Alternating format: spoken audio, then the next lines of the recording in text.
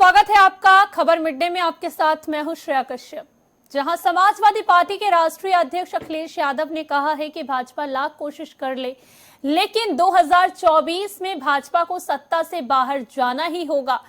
वहीं कहा है कि भाजपा ने जो झूठे सपने दिखाए थे उनकी सच्चाई लोग जान चुके हैं, अब सब्र का बांध टूट चुका है। सपा मुख्यालय में कार्यकर्ताओं को संबोधित करते हुए अखिलेश यादव ने कहा कि जब से पीडीए की चर्चा आई है, भाजपा में घबराहट बढ़ गई है। समाज का हर वर्ग महंगाई, बेरोजगारी और भ्रष्टाचार से आक्रोशित है। उन्होंने कहा कि षड्यंत्र करके समाजवादियों को सरकार में नहीं आने दिया। अखिलेश यादव ने कहा कि भाजपा संवैधानिक संस्थाओं को कमजोर कर रही है। संविधान बचेगा तभी तो लोकतंत्र बचेगा। उन्होंने कहा कि समाजवादी पार्टी इस बार धांधली रोकेगी। बूथ स्तर पर समाजवादी पार्टी पूरी तरह से मजबूती से चुनाव की तैयारी कर रही है। चर्चा करने के लिए हमारे मेहमान भी जुड़ चुके हैं, आपको उनसे तारुफ करा देते हैं। बीजेपी नेता विकास पांडे जुड़ गए हैं। विकास जी, आपका बहुत स्वागत है इंडिया वॉच में। और डॉक्टर अवधनाथ पाल जुड़ गए हैं, जिला अध्यक्ष समाजवादी पार्टी से हैं। अवधनाथ पाल जी, आपका भी बहुत स्वागत है। विकास जी, सबसे पहला सवाल आपसे है, जहां 2024 का लोकसभा चुनाव आने वाला है, तो वहीं अब अखिलेश यादव ने बड़ी चुनौती देते हुए कहा है कि भाजपा लाख कोशिश कर ले, लेकिन अब केंद्र की सत्ता से बाहर जाना ही होगा। क्या कुछ रणनीति होगी भाजपा की? देखिए, भारतीय जनता पार्टी की रणनीति की अगर आप बात करें तो हमारी रणनीति तो जब हमने 1980 में भारतीय जनता पार्टी बनी थी जनसंघ से, तो तभी हमने अपनी रणनीति स्पष्ट कर दी थी और हमारी रणनीति के केंद्र में था अंत्योदय। हम अंत्योदय में विश्वास रखने वाले दल हैं और उसी का परिणाम है कि आज माननीय नरेंद्र मोदी जी के नेतृत्व में 2 बार सरकार बनने के बाद हम तीसरी बार केंद्र की सत्ता में सरकार में वापसी करने जा रहे हैं। इसमें कोई दो राय नहीं है। भारतीय जनता पार्टी के अगर आप एक कार्यकर्ता से जब ये पूछेंगे तो वो बिल्कुल आश्वस्त होकर ये कहेगा कि हम तीसरी बार सत्ता में आ रहे हैं।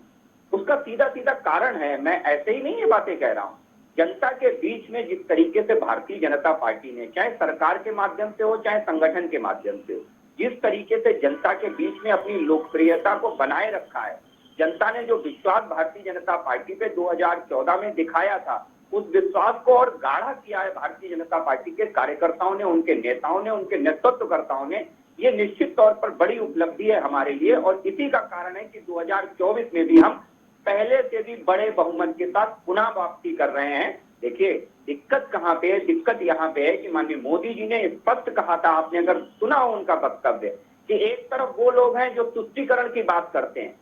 ये तुष्टीकरण की ही तो परिभाषा है कि पीडीए लेकर के आएंगे, कभी एमवाई लेकर के आएंगे, कभी कहेंगे कि जब हम सत्ता में वापसी करेंगे हम 370 दोबारा बहाल कर देंगे। तो ये पीडीए का ही एक हिस्सा है, ये तुष्टीकरण का ही एक हिस्सा है। और तुष्टीकरण की राजनीति का अंत अगर किसी दल ने किया है तो वो है भारतीय जनता पार्टी। और भारतीय जनता पार्टी ने तुष्टीकरण के खिलाफ जितने मुखर होकर के अपने संतुष्टीकरण को बढ़ाया है, अपने संतुष्टीकरण को जनता के हृदयों में जगह दिलाई है, इसी का परिणाम है कि हम उत्तर प्रदेश में भी कोई सरकार 40 साल के बाद पुनः वापसी आई है। 40 साल के बाद बुआ और बबुआ की सरकारें चली इस उत्तर प्रदेश में मैडम, और कभी सत्ता में दोबारा वापस नहीं आई। 1-5 साल बमुश्किल से काट पाते थे और दोबारा सत्ता से बहुत दूर चले जाते थे। लेकिन माननीय योगी जी के नेतृत्व में, मोदी जी के नेतृत्व में उत्तर प्रदेश की जनता ने भी दोबारा मुख्यमंत्री बनाया है उत्तर प्रदेश में भारतीय जनता पार्टी का। जी विकास जी, लेकिन समाजवादी पार्टी का कहना है कि अभी 2021 का जो विधानसभा चुनाव हुआ था उसमें भाजपा ने धांधली के दम पर ये चुनाव जीता था। कुछ तो लोग कहेंगे, लोगों का काम है कहना। ये कौन कह रहा है कि जिनका आपको याद हो वो उपचुनाव कन्नौज का लोकसभा का, मैडम आपको बहुत अच्छे से याद होगा क्योंकि आप पत्रकार बंधु हैं, आप कोई चीज भूलती नहीं है। नामांकन तक नहीं करने दिया गया था कन्नौज में, आपको याद है ना? डिम्पल यादव जी के खिलाफ किसी ने नामांकन नहीं करवा पाया था और वो भी चुनाव था देश की सबसे बड़ी संसद का चुनाव। ऐसी शर्मसार करने वाली स्थितियां समाजवादी पार्टी की सरकारों में रही हैं और आज वो लोग जिनका दामन दागदार है और इतना दागदार है कि उसमें आप एक भी अच्छा अंश नहीं ढूंढ सकते, वो लोग आज भारतीय जनता पार्टी पे जब इस तरीके के सवाल उठाते हैं तो निश्चित तौर पर जनता उन्हें ईवीएम के माध्यम से जवाब देती है और उन्हें वोट के माध्यम से जवाब देती है। जी, महंगाई, बेरोजगारी और भ्रष्टाचार के आरोप लगाए हैं भाजपा पर। अरे मैं कहता हूँ कि इन सारे विपक्षी दलों को एक डिबेट आप कर लीजिएगा, महंगाई पे कर लीजिएगा, भ्रष्टाचार पे कर लीजिएगा। क्या आपको नहीं पता है कि इसी उत्तर प्रदेश में बलात्कारियों को केवल इसलिए मंत्री बना दिया जाता था क्योंकि वो एक मोटा पैसा खर्च करते थे। मोटा पैसा जो कमीशन और खनन से आता था, वो पैसा सरकारों को बनाने के लिए इनके पास भी है बलात्कारी। बिरभूषण शरण पर देख लीजिए मैम। अरे मैम, जरा बलात्कारियों को मंत्री बनाने वालों बिरभूषण शरण कौन है? इनसे पूछिए बिरभूषण शरण कौन है? लोग आज जब इस तरीके का सवाल करते हैं तो जनता आपसे पूछती है भाई, जब पत्रकारों को जिंदा जलाने वाले लोग नहीं है हम पत्रकारों का भी सम्मान करते हैं और देश की जनता का भी सम्मान करते हैं। आप याद कर लीजिए वो रामवृक्ष यादव और वो जवाहर बाग कांड केवल पुलिस के हाथ इसलिए बांध दिए गए कि वो पुलिस वाले कार्रवाई न कर पाए, क्योंकि वो कौन व्यक्ति था? वो समाजवादी पार्टी से संरक्षित व्यक्ति था जिसने जवाहर बाग में बरसों बरस से कब्जा जमा लिया था।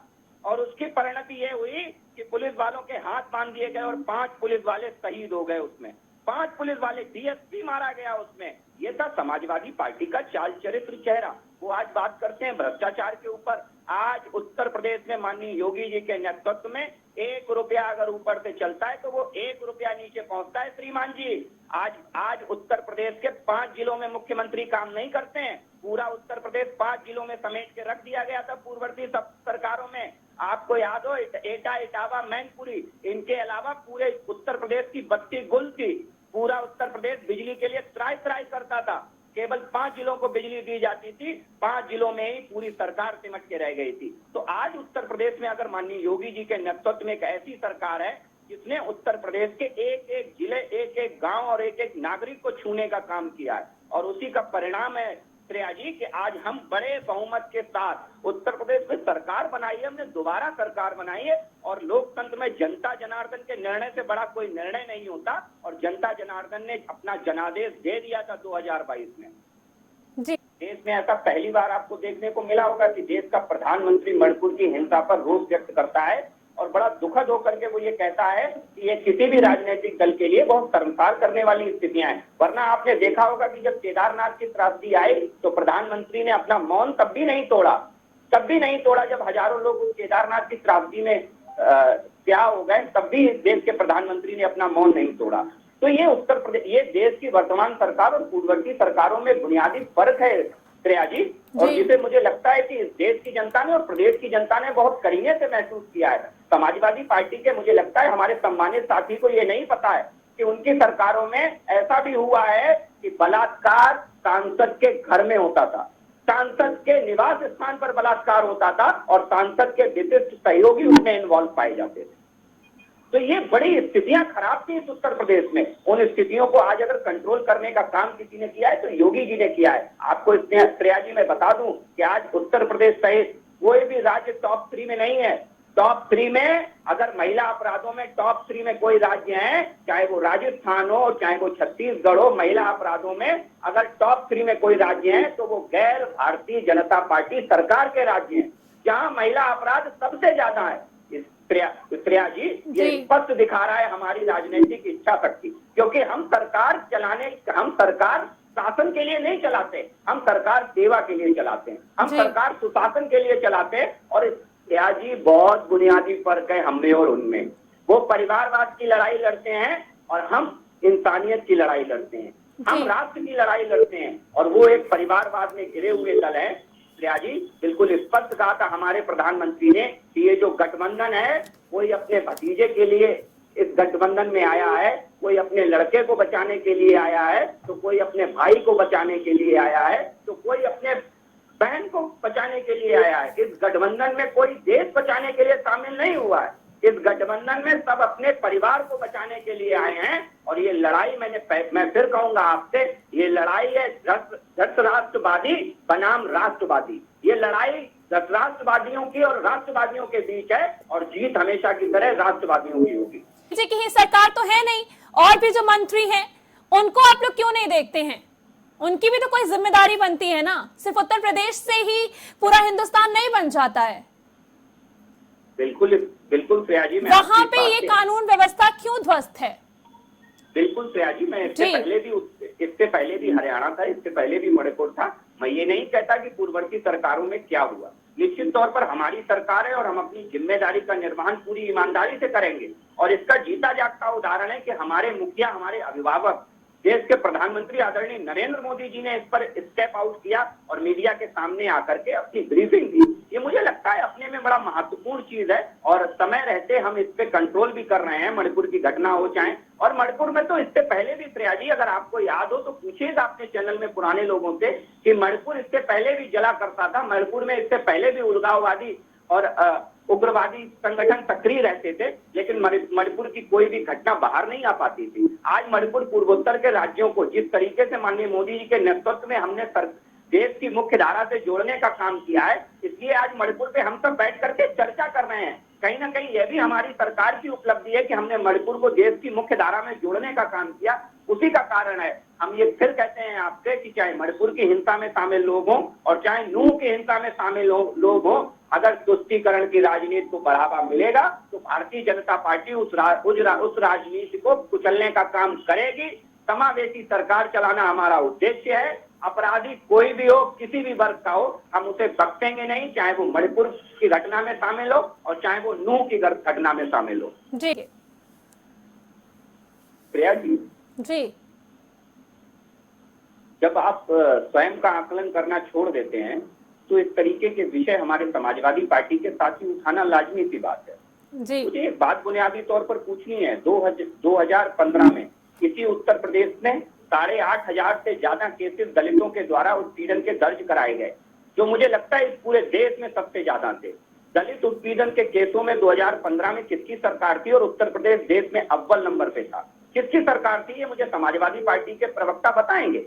दूसरी चीज, मुझे स्पष्ट रूप से ये कहने में कोई गुरेज नहीं है कि जिनकी सरकारों में उत्तर प्रदेश में नंगा नाच होता था, सरकारों में थाने गिरमी रख दिए जाते थे, थानों की गोलियां लगती थी और सीओ के ऊपर लोग बड़े लखनऊ जैसे चौराहों में गाड़ियां चढ़ा दिया करते थे, वो समाजवादी पार्टी जब लॉ एंड ऑर्डर के ऊपर बात करती है तो मुझे लगता है उत्तर प्रदेश की जनता उन पे हंसती होगी। आज निश्चित तौर पर अगर एक दो घटनाओं की जिनकी आप जिक्र कर रहे हैं, जितनी तत्परता के साथ माननीय योगी जी ने घटनाओं पर पर्दा डालने का काम नहीं किया। माननीय योगी जी की तरफ से यह टिप्पणी नहीं आई कि लड़कों से गलती हो जाया करती है, ऐसा पराश्रय देने का काम हमारी सरकार ने कभी नहीं किया।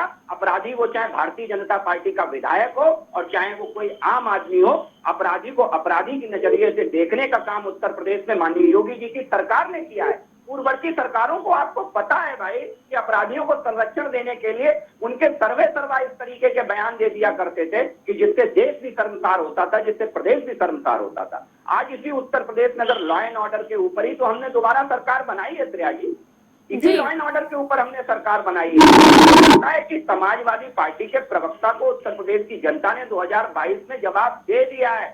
ये उनका प्रोपोगंडा है, ये उनकी प्रोपोगंडा पॉलिटिक्स का हिस्सा है, जो इधर उधर की बातें करते हैं केवल अपने परिवारवाद को छुपाने के लिए। क्या कभी समाजवादी पार्टी में ओबीसी वर्ग के बड़े हितैषी बनते हैं समाजवादी पार्टी के लोग? क्या मुझे बताएंगे क्या कभी राष्ट्रीय अध्यक्ष समाजवादी पार्टी में यादव परिवार के इतर कोई बनेगा? क्या बनाया जा सकेगा क्या? आज आप देखिए समाजवादी पार्टी की स्थितियां क्या हैं। 40% से ज्यादा जिलाध्यक्ष उनके विशेष वर्ग के हैं, एक विशेष जाति वर्ग के हैं। 40% से ज्यादा जिलाध्यक्ष आज उनके पार्टी के राष्ट्रीय पदाधिकारियों की लिस्ट में 2 महासचिव उनके परिवार के हैं, उनके परिवार के लोग महासचिव होते हैं। आप ये समझिए, ये परिवारवाद नहीं तो क्या है? क्या योगी जी का कोई व्यक्ति है भारतीय जनता पार्टी में? मुझे बताइए। क्या मोदी जी का कोई व्यक्ति है भारतीय जनता पार्टी में शीर्षस्थ पद पर? मुझे बताइए। क्या इससे पहले स्वर्गीय अटल बिहारी वाजपेयी जी का कोई था तो मुझे बताइए। क्या आडवाणी जी का रहा है कोई? बताइए। क्या कुशाभाऊ ठाकरे जी का रहा है कभी? बताइए। नहीं रहा। ये समाजवादी पार्टी केवल जनता की आंखों में धूल झोंकने के लिए इधर उधर के मुद्दे उठाने का काम करती है। जी, सीधा आरोप समाजवादी पार्टी ने भाजपा पर लगाया है। मुझे ये नहीं समझ में आता है कि समाजवादी पार्टी के लोग इतनी जल्दी भूल क्यों जाते हैं। क्या सत्ता की लालच में लोग अपनी भी बेइज्जती भूल जाया करते हैं, अपने ऊपर भी किए गए प्रताड़ना को भूल जाते हैं? ये मुझे समाजवादी पार्टी के प्रवक्ता से पूछना है। और अगर याद नहीं आ रहा तो मैं उन्हें याद दिला दूं कि जब इसी देश के अंदर अपनी सरकार बचाने के लिए कांग्रेस ने समाजवादी पार्टी के सबसे बड़े नेता हम सबके आदरणीय मुलायम सिंह यादव जी के ऊपर आय से अधिक संपत्ति का मुकदमा दर्ज कर दिया था, क्या तब लोकतांत्रिक संस्थाओं की हत्या नहीं हुई थी? ये समाजवादी पार्टी के साथी बता दें, क्योंकि मुलायम सिंह यादव जी मुझे लगता है समाजवादी पार्टी के सबसे बड़े नेता रहे, हम सबके भी आदरणीय। उनके ऊपर जब सरकार बचाने के लिए सीबीआई का शिकंजा कसा जाता है तब लोकतांत्रिक मूल्यों की हत्या नहीं होती है? समाजवादी पार्टी के साथी बताएंगे अभी मुझे। तब इस देश में लोकतांत्रिक संस्थाओं की हत्या नहीं होती है जब चुनी हुई सरकारें केवल एक विषय को लेकर के चुनी हुई 3 राज्यों की सरकारें भारतीय जनता पार्टी की गिरा दी जाती, चुनी हुई सरकारें। तब लोकतांत्रिक मूल्यों की हत्या नहीं होती है इस देश में। और तब लोकतांत्रिक मूल्यों की हत्या नहीं होती है इस देश में जब सुप्रीम कोर्ट ये कहता है कि सीबीआई बंद पिंजरे का तोता है, तब लोकतांत्रिक मूल्यों की हत्या नहीं होती है। दरअसल दिक्कत कहां पे, मैं फिर कहूंगा इस न्याय जी, ये सब मामला है परिवारवाद का। दिक्कत वहीं आकर के चोट होती है कि जब परिवारवाद पे चोट होगी तो ये बौखलाएंगे और ये व्यथित होंगे, और जब व्यथित होंगे तो इधर उधर की टिप्पणी करेंगे। परिवारवाद की जड़ें चाहे समाजवादी पार्टी हो, चाहे कांग्रेस हो, चाहे टीएमसी हो, बहुत गहरी हैं और जनता की ये मुहिम है। 2014 से हमने कहा था परिवार मुक्त उत्तर प्रदेश, परिवार मुक्त देश। ये देश सबका है और सबको शासन करने का हक है, चाहे वो पार्टी हो चाहे वो सरकार हो। जहां भाजपा की एनडीए और इंडिया से कैसे मुकाबला कर पाएगी, क्योंकि इंडिया में भी कई ऐसे दल हैं जो काफी दिग्गज माने जाते हैं, और 2024 के लोकसभा चुनाव में एनडीए की क्या कुछ रणनीति होगी? देखिए 2014 का चुनाव बहुत बुनियादी सवाल, आपने अच्छा सवाल किया जी। 2014 का चुनाव हम लड़ने जा रहे हैं हमारे एक ही विजन के 2024 का चुनाव 2024 का चुनाव हम अपने उसी विजन के ऊपर लड़ने जा रहे हैं जिसे लोग कहते हैं अंत्योदय। हम अंत्योदय की परिकल्पना को साकार रूप देने जा रहे हैं, क्योंकि हमारे प्रधानमंत्री जी ने जब इस देश में शपथ ली थी मई 2014 में, तो उन्होंने एक नारा दिया था सबका साथ सबका विकास, और सबके विश्वास के साथ साथ अब सबके प्रयास को भी हमने इसमें जोड़ दिया है स्नेहा जी। और हम बात करते हैं देश की, राष्ट्र की, ये बात करते हैं जातियों की, ये बात करते हैं एक लोकतंत्र में परिवारवाद बचाओ मुहिम की, और हम बात करते हैं राष्ट्र बचाओ की, हम बात करते हैं एक भारत श्रेष्ठ भारत की, और ये बात करते हैं कि हम अहम ब्रह्मास्मि, हम ही सब कुछ हैं। ये उसकी परिकल्पना लेकर के आए हैं। और यही कारण है कि उत्तर प्रदेश में आपको याद हो कि जब प्रधानमंत्री आवास बने तो इस देश में सबसे ज्यादा मुस्लिम आबादी को प्रधानमंत्री आवास अगर किसी राज्य में मिले हैं तो वो ये उत्तर प्रदेश है, जिसमें सबसे ज्यादा प्रधानमंत्री आवास मिले हैं मुस्लिमों को। और भारतीय जनता पार्टी, हमेशा से मैंने कहा है आपको कि जब हमने इस देश के अंदर एक्सप्रेस वे का जाल बिछाया तो हमने कभी ये नहीं कहा कि इस पे हिंदू चलेगा, इस पे मुस्लिम नहीं चलेगा, या इस पे सवर्ण चलेगा, इस पे हरिजन नहीं चलेगा, हमने कभी नहीं कहा, क्योंकि हम सबका साथ सबका विकास को लेके आए। हमने चाहे 80 करोड़ लोगों को राशन देने की बात हो तो हमने सबको समान भाव से राशन दिया। हमने 1000 रुपए कोरोना काल में पेंशन सबके खातों में डालने की बात हो तो हमने सबको 1000 रुपए डाले, हमने भेदभाव नहीं किया। और ये भेदभाव रहित देश की परिकल्पना है कि आज हम दुनिया की 5वें नंबर की सबसे बड़ी इकोनॉमी है, और पूरा विश्व आज भारत की तरफ देख रहा है कि भारत बहुत जल्द दुनिया की 3रे नंबर की इकोनॉमी बनेगा। ये केवल तभी संभव हुआ है जब हमने समग्र रूप से प्रयास किया श्रेया जी, और हमने सबको साथ लेकर के प्रयास किया। हाँ, अलबत्ता इतना जरूर है, जो राजनीति में सत्ता के लोलुपता में लोग अंधे हैं और देश की संवैधानिक संस्थाओं को चोट करना चाहते हैं केवल इसलिए कि उनके परिवार बचा रहे, उनके परिवार का भ्रष्टाचार बचा रहे। वो अब होने वाला नहीं है इस देश में, ना जनता के लिहाज से ना सरकार के लिहाज से। महंगाई चरम सीमा पर है, महंगाई बढ़ रही है, जनता त्रस्त है, क्या कहेंगे? देखिए, अभी अवध जी ने बड़ी अच्छी बात कही कि ये लोग 1000 रुपए दे करके और 5 किलो राशन दे करके जनता को मूर्ख बनाने का काम कर रहे हैं। मुझे अवध जी बड़ा